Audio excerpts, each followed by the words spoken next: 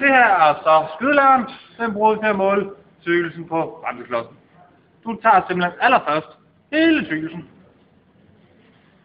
Den er på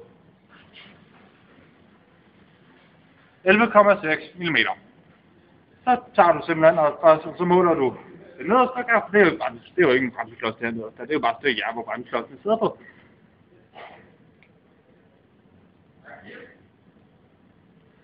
Det er så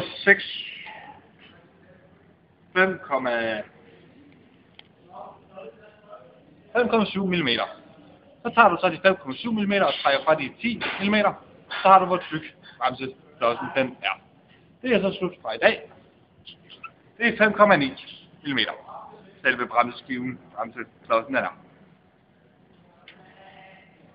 Det næste det er så, at vi skal have fat i den helt store skydelærer. Og det bruger vi så simpelthen til at måle på selve bremsetrommelen. Her tager du bremsetrommelen, lægger sådan, med skruet nedad. Trækker den simpelthen bare ud.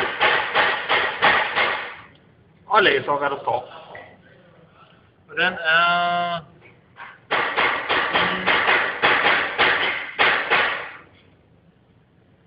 meget lang.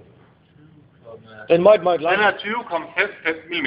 20,55 mm. Og der skal du så også ind i registret for bilen og se om dataen de passer.